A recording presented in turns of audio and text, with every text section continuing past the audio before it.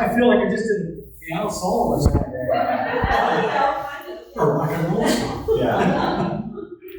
Well, the good news is to everybody, I am a very negative person. And that's a good sign with the way COVID's going around, and a lot of my friends are picking up COVID. And so they're trying to be special and offer me some treats, which I do not want.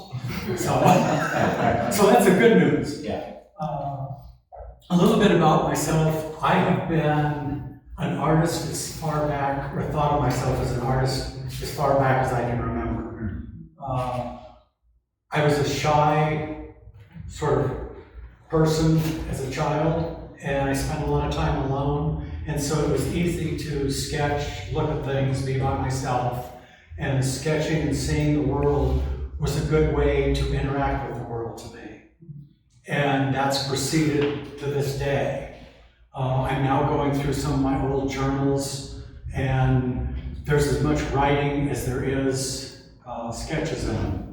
And I've done a lot of bike touring, and a lot of my bike touring journals are watercolors and sketches. Almost every bike tour I've ever taken, I had a little palette that I carried with me with 3 brushes and about 15 colors. And it's like on a bicycle, you take only the minimum, but that was the minimum of what part of the Essentials. Essential items, yes. So that's sort of where I come back. I took every art class I could growing up because it fascinated me as a way to express myself and a way to offer something different in the world. I started out mostly as a watercolorist and sketching very realistically. I used to be a professional photographer for a number of years too. So it was like accuracy of reality was important. As the years have passed, the reality has become less important and the abstract interpretation has become more important. And I think the joy and the value of that, like I was just talking to Mike before we started here, is you have a painting like this. And to me, I see one thing and I saw one thing as I was painting it. And as I painted it, it changed and evolved. And it was a communication and a discussion that myself, and starting with the blank canvas, went through. And I usually start with some sketches. I usually start with some idea just to break the ice and get from a blank white canvas to start producing something, because that's a big step. But then once you get started, once you start splashing paint around and throwing some medium around, using a palette knife, using a brush, whatever you're using, it starts to talk to you, and you start to talk to it. And you get paint on your clothes, and you get paint on your hands, and paint on the floor, and sometimes the walls, and things like that. But it becomes just like this. If we were talking to each other and interacting, it becomes a communication process of, you think I should add a little bit of this, you should think I should scrape a little bit of this away, and you start this back and forth conversation. And the bad part about doing abstract work is, when is it done? I mean, oftentimes I get to about 85 to 95% done, and then I'm sitting there going, I know it needs something, so I hang it up on a wall and go, what does it need? Because several times, like many times, I have sat there and been 90% done, just like it needs something. And then I add something, and I add something a little too much and go, it's something to burn now. Or it's something that you start over with. So those last flying strokes sometimes are very important, that can either make or break what you're trying to say.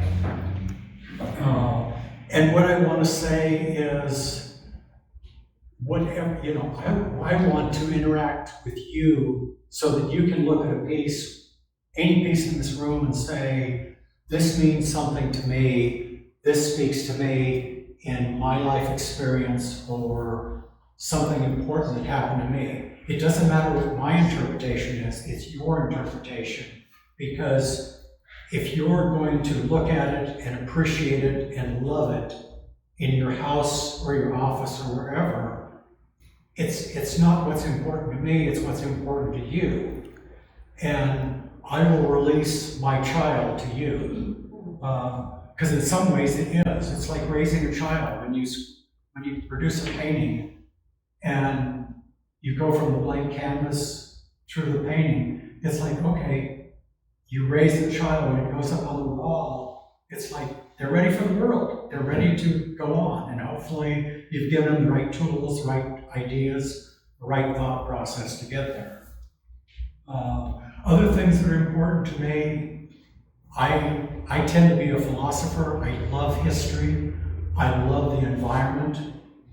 The way I get a lot of my soul nurturing and the way I charge my batteries, I go to nature. I go someplace where there's no people, where there's the least amount of sound except for maybe some birds or whatever. That's where I can charge myself up. The other day I was by a pond and there was a beaver that was I just happened to come up to the edge of the pond and stopped and was going to take a picture. And this beaver just comes walking by, swimming by. And he swam by in front of me back and forth 3 times zigzagging.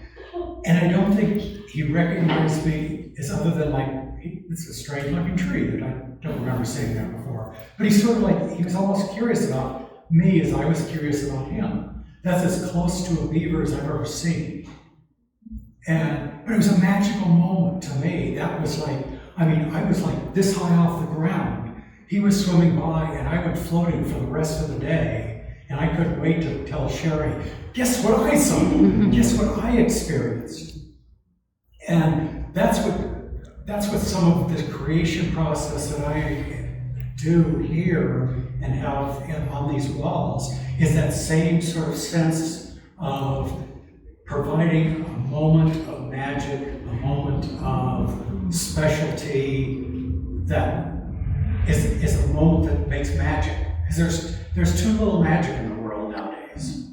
And I think too many people just go not really awake, not really present in the environment that they're in, and they just sort of go half awake, half asleep, and prance along.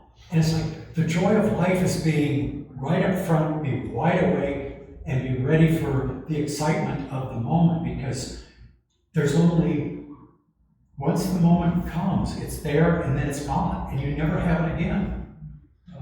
And I guess for a while I was a practicing Buddhist, and there's a lot of things I really love in Buddhism. One of them is the practice of the meditation of being in the moment.